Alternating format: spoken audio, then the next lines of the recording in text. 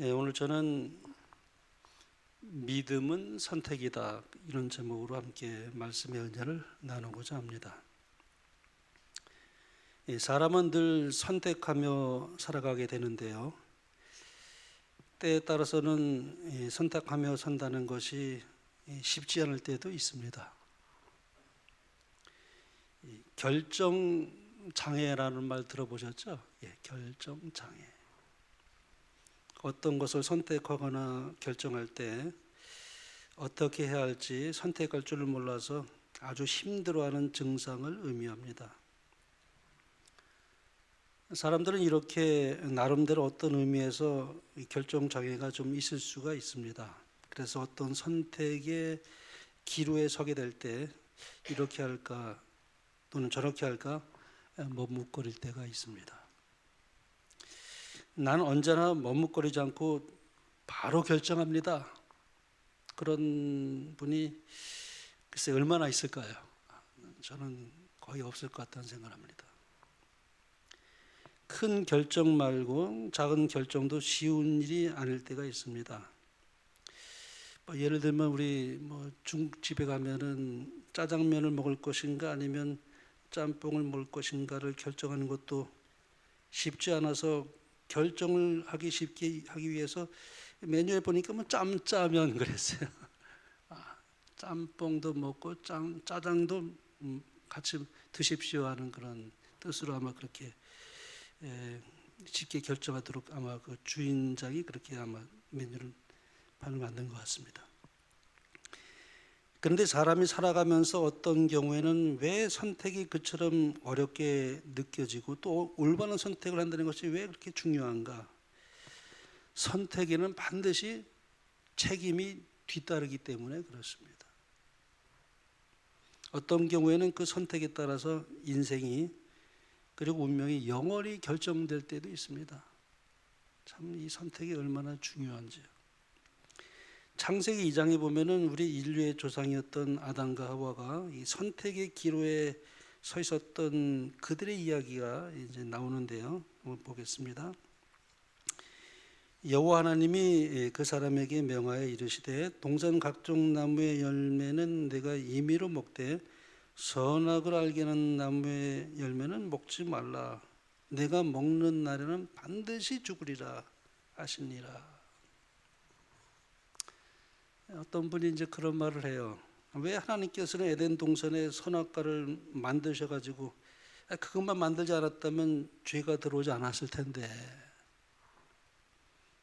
아예 하나님께서 처음부터 만들지 않았더라면 아담과 하와가 따먹지도 않았을 것이고, 그렇다면 죄 지을 일도 없고 죽는 일도 없었지 않았겠느냐, 이제 그런 뜻으로 이제 아마 질문을 하는 것 같습니다. 여러분은 어떻게 생각하십니까? 어떤 대답을 해야 가장 좋은 대답을 그런 분에게 할 수 있을까요? 영감의 글에는 이렇게 설명하고 있습니다. 하나님께서는 인간을 당신의 율법을 범할 능력이 없도록 창조하실 수도 있으셨으며 금단의 열매를 만지지 못하도록 아담의 손을 쥐어 하실 수도 있으셨다. 그러나 그렇게 되었을 경우 사람은 자유로운 도덕적 존재가 아니라 하나의 자동 인형에 불과하게 되었을 것이다. 선택의 자유가 없었다면 그의 순종은 자원하는 순종이 아닌 강요된 굴종이 되었을 것이다. 품성의 기반은 전혀 있을 수 없었을 것이다. 이렇게 설명합니다. 사실 우리는 사랑할 수도 있고 미워할 수도 있습니다. 그런데 사랑하는 것입니다. 먹을 수도 있고 먹지 않을 수도 있습니다. 그런데 내가 먹지 않는 것입니다. 갈 수도 있고 가지 않을 수도 있습니다. 그런데 내가 가는 것입니다. 여기에 인간의 고귀한 그 존재의 가치가 있다고 저는 그렇게 생각을 합니다. 만약 이러한 선택의 자유가 우리에게 없다면 여기 설명한 대로 우리는 아마 자동 인형에 불과했을 것입니다. 뭐 요즘 AI, 로봇가 뭐 엄청난 일을 요즘 하더라고요. 사람이 넣어놓은 프로그램에 의해서 작동되는 그런 로봇에 불과했을 것입니다. 만약에 사람이 이러한 상태로 창조되었다면 결코 행복할 수가 없었을 것입니다. 물론 발전하는 일도 없었을 것이에요. 품종 개발도 이럴 수 없다고 이렇게 설명합니다. 계속 사람은 성장하고 발전해야 되는데 넣어준 대로 프로그램화된 그런 로봇이라면은 그렇게 성장할 수가 없는 거죠. 하나님은 우리 인간을 서로 사랑을 주고받을 수 있는 그런 교제의 대상으로 창조하셨기 때문에 결코 강제하신 일이 없다는 것입니다. 하나님은 모든 것이 가능하신 분이죠. 전지전능하신 분이십니다. 그래서 모든 것을 하실 수도 있지만 딱 하나 결코 하시지 않는 것이 하나 있는데 그것이 하나님은 강제하시지 않는다는 것입니다. 그러므로 구원도 강제로 구원하시지는 않습니다. 어떻게든지 억지로 우리를 선택의 자유를 무시한 채 강제로 억지로 구원하시지 않는다는 것입니다. 영감의 글은 이렇게 설명합니다. 구속사업에는 강제가 없다. 외부 압력이 전혀 사용되지 않는다. 성령의 감 아래에서 누구를 섬길지 선택할 자유가 주어진다. 영혼이 그리스도에게 복종할 때 일어나는 변화 속에 가장 높은 의미의 자유가 있다. 죄를 버리는 것은 스스로가 해야 할 일이다. 우리 스스로 사탄의 지배를 벗어날 힘이 없는 것은 사실이지만 우리가 죄에서 해방되기를 바라고 그 필요를 크게 느껴 우리 밖에 있는 자신보다 더 높은 힘을 구할 때 영혼의 힘에는 성령의 거룩한 힘이 불어넣어져서 하나님의 뜻을 이루는 의지의 지시에 순종하게 된다.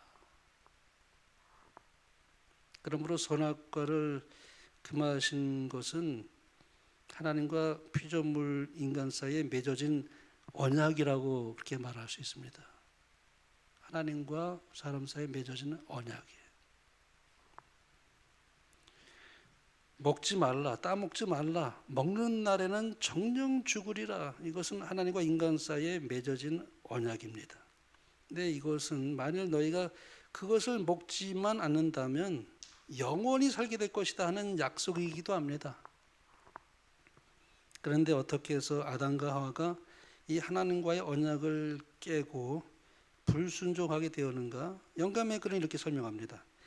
하와는 사탄의 말을 참으로 믿었으나 누구의 말을 믿었습니까? 사탄의 말을 참으로 믿었으나 하나님의 말씀을 불신하였는 바 바로 이것이 그 여자를 타락으로 이끈 것이었다. 그 다음에 이렇게 설명합니다. 여기 그 여자가 그 나무를 본즉 먹음직도 하고 보암직도 하고 지혜롭게 할 만큼 탐스럽기도 한 나무인지라 여자가 그 실과를 따먹었다. 그렇게 말씀합니다. 따먹기 전에 뭐가 먼저 있었던 거예요? 불신이. 불신이 불순종을 가져왔습니다. 한 말씀 더 보겠습니다. 우리의 시조는 저희가 생각한 대로 뱀의 말을 믿기로 선택했다. 하나님을 믿고 신뢰하는 대신에 하와는 비루하게도 하나님의 선하심을 믿지 않고 사탄의 말을 중히 여겼다.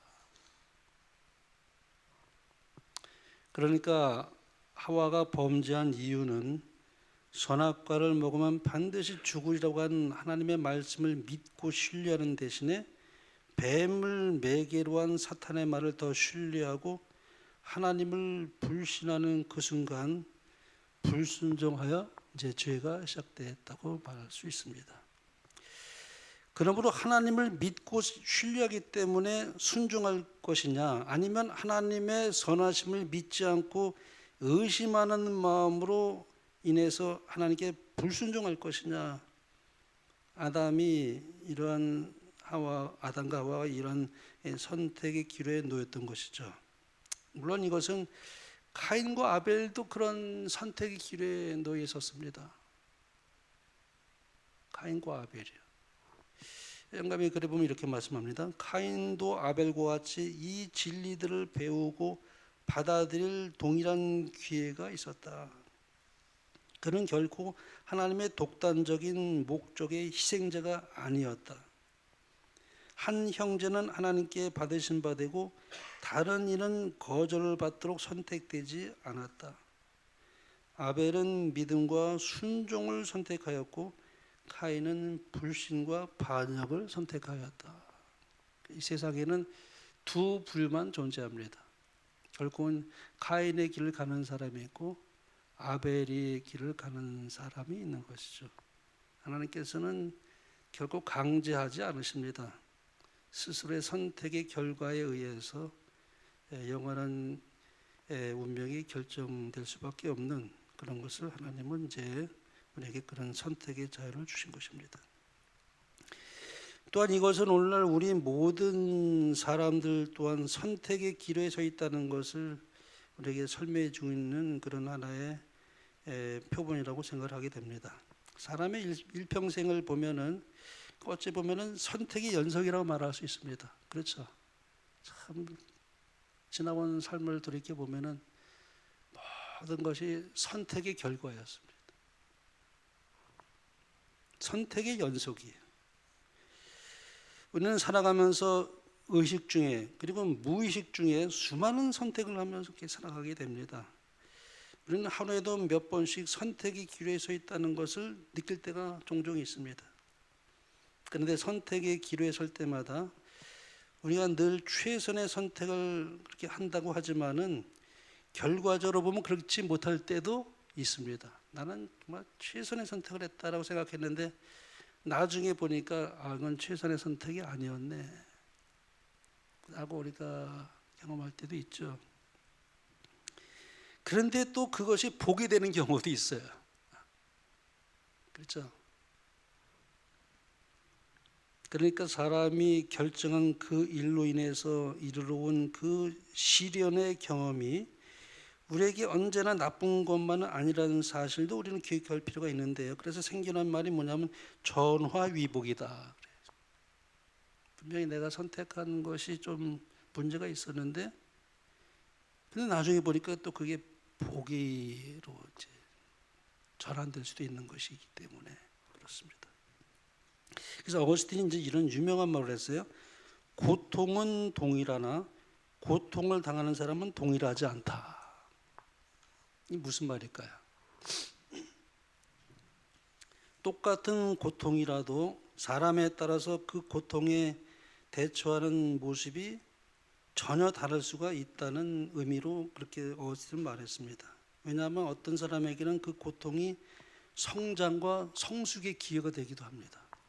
그러나 어떤 사람은 그것 때문에 그 고통과 그 실패가 그 사람의 몰락이 될 수도 있어요. 똑같은 그런 고통을 경험해도 사람에 따라서 이렇게 달라질 수가 있다는 것이죠. 그래서 똑같은 실패를 경험하지만 어떤 사람은 그 실패를 딛고 새로운 도약의 기회로 삼을 수도 있지만 그러나 어떤 사람은 그 실패로 인해서 아예 인생을 포기하는 사람도 있습니다. 여기 룻기에 보면은 나옴이라는 여인이 모압 땅에 더 머무를 것인가 아니면 이제라도 다시 약속의 땅인 베들레헴으로 돌아갈 것인가 이 선택의 기로에 서 있었습니다.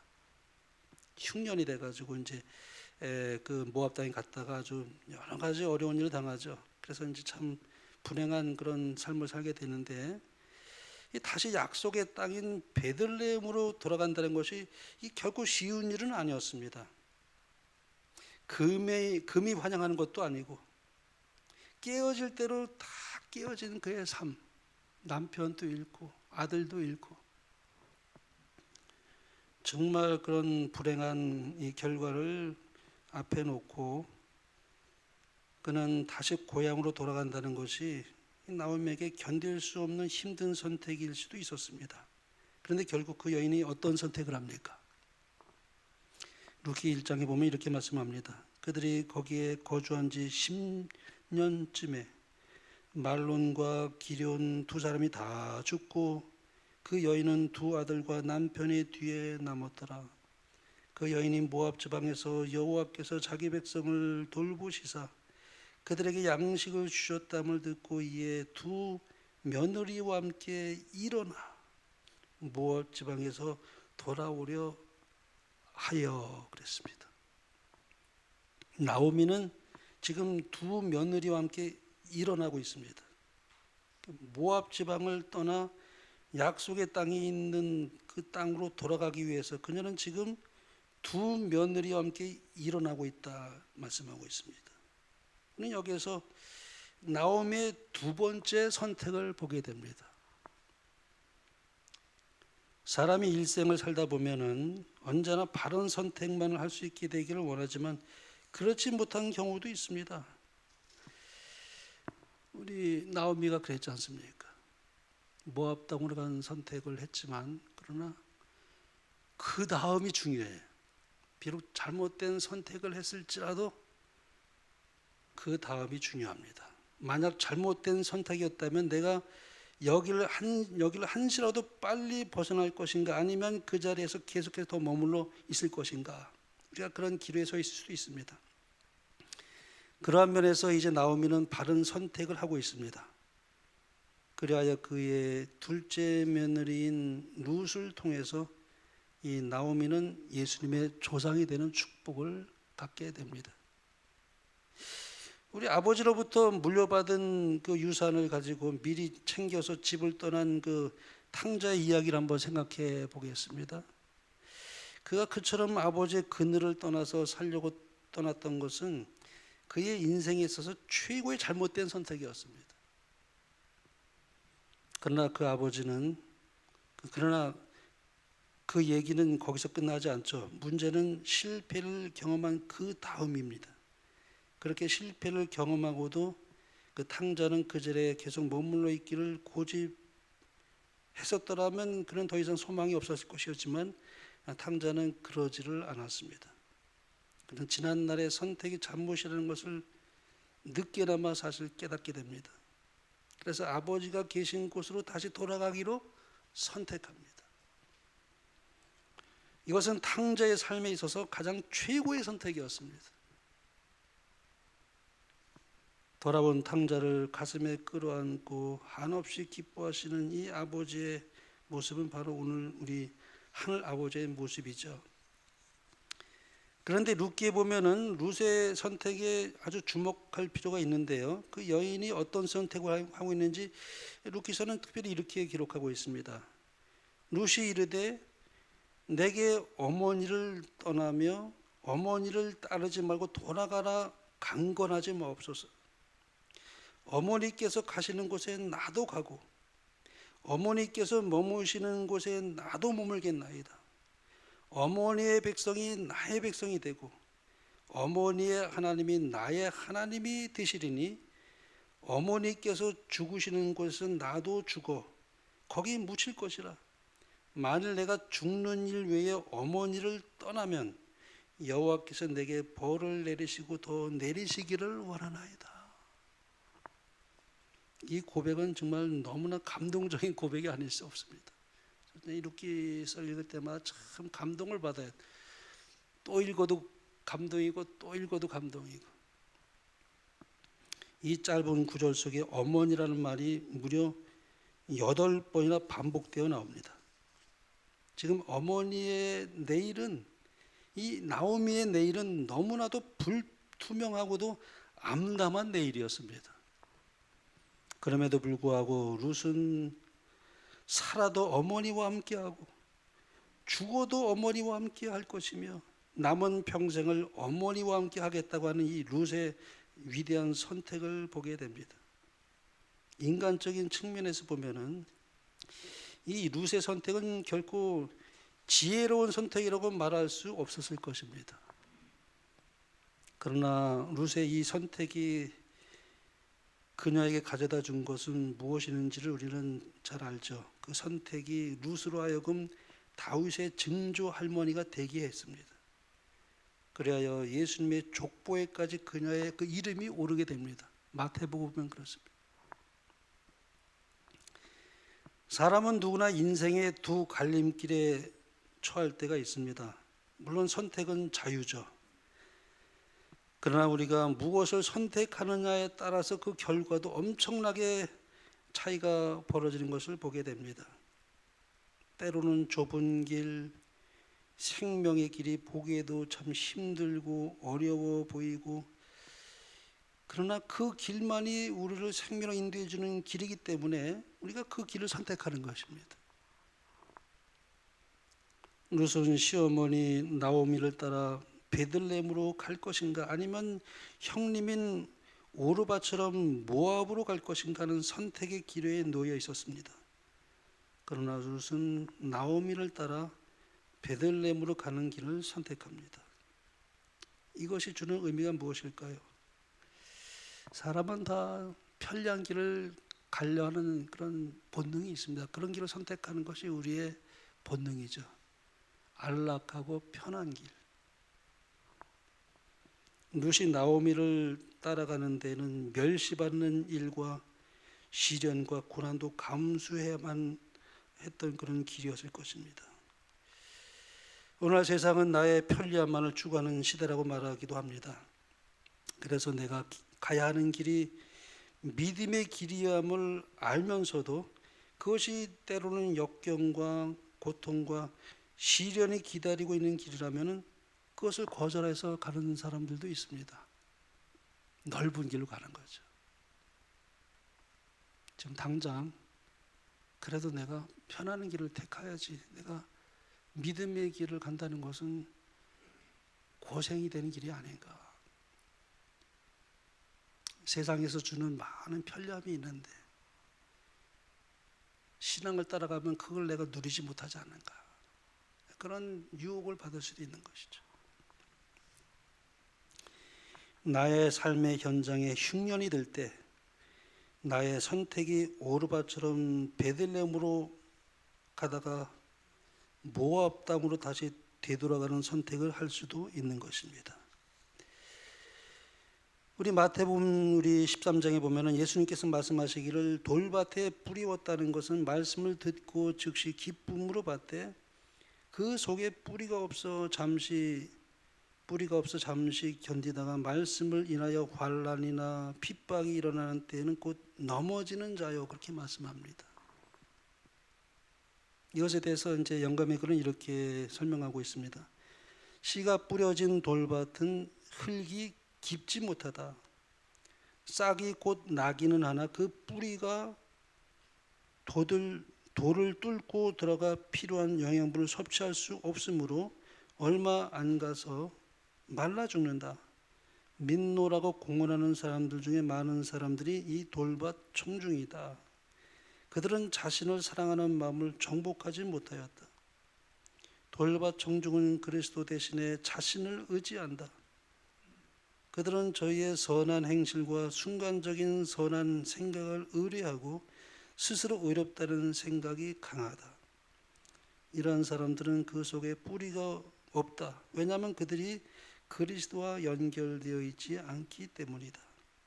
우리는 온전히 그리스도의 것이 되지 않는 한 그리스도께 속한 것이 아니다. 그리스도인 생에 있어서 목적의식이 약해지고 갈망이 늘 변하는 것은 전심을 다하지 않기 때문이다. 우리 자신과 그리스도를 겸하여 섬기려는 노력은 결국 우리로 돌밭 청중이 되게 할 것이며 그러한 사람은 시험이 이를 때에 그것을 견디지 못할 것이다 라고 이렇게 권면하고 있습니다. 룻이 베들레헴으로 가는 길을 선택한 것은 시어머니인 나오미가 믿는 하나님을 선택한 것입니다.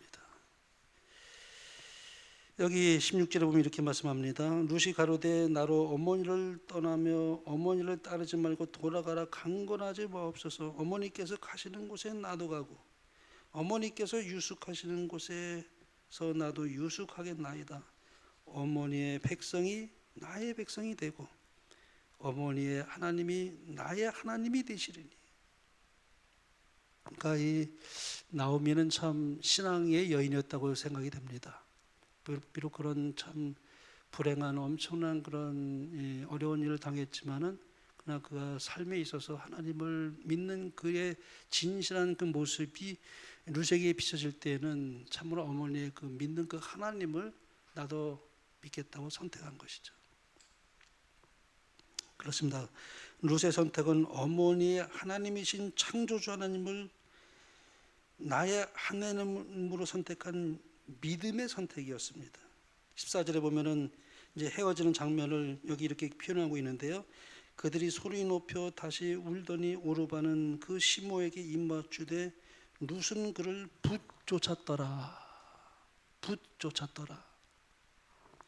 이 붙쫓았다는 말은 전인적으로 붙잡는 것을 의미합니다. 즉 마음과 뜻을 다하여 온 영혼이 아주 전인격적으로 결단하고 선택하는 그런 모습이죠. 붙잡은 것을 내가 절대로 놓지 않겠다는 아주 의지적인 아주 강한 결단과 선택의 모습이라고 볼 수 있습니다. 룻은 자기의 일생을 걸고 하나님을 선택한 것입니다. 내가 선택하는 그 길이 아무리 큰 희생을 요구한다 할지라도 룻은 하나님을 선택한 것입니다. 우리 하나님께서 그러한 선택을 날마다 할 수 있는 믿음을 우리에게 주셔서 주님 오신 그날까지 변치 않은 마음으로 하나님을 우리가 늘 그렇게 선택하며 살아갈 수 있는 여러분과 제가 되길 간절히 바랍니다. 사실 이것은 우리도 선택의 길에 서 있을 때 이런 선택과 결단이 요구되는 것입니다. 여기 마지막으로 이 영감의 글을 읽고 마치겠습니다.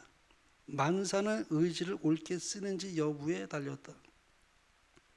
하나님께서 사람에게 선택권을 주셨으니 그대들은 이것을 사용할 것이다. 그대들은 그들의 마음을 고칠 수 없고 그대 자신으로는 애정을 하나님께 바칠 수도 없다. 그러나 그대들은 하나님을 섬기기로 선택할 수는 있다. 많은 사람은 그리스도인이 되려고 희망하고 소원만 하다가 멸망에 들어갈 것이다. 저들은 저희 마음을 하나님께 바치는 데까지 이르지 않는다. 의지를 옳게 사용함으로 그대들의 생애는 전적으로 변화될 것이다. 그대들의 의지를 그리스도께 바침으로 그대들은 정사와 권세를 초월한 능력과 연결되는 것이다. 그대들은 그대들을 굳게 서게 할 힘을 위로부터 얻을 것이고 그리하여 하나님께 끊임없이 바침으로 새 생애 곧 믿음의 생애를 살 수 있을 것이다. 매 순간 우리가 이러한 믿음의 선택을 하게 되므로 우리 하나님의 무한한 축복을 날마다 경험하면서 아름다운 믿음의 생애를 사시게 되는 여러분과 제가 되길 바라며 말씀을 마치겠습니다.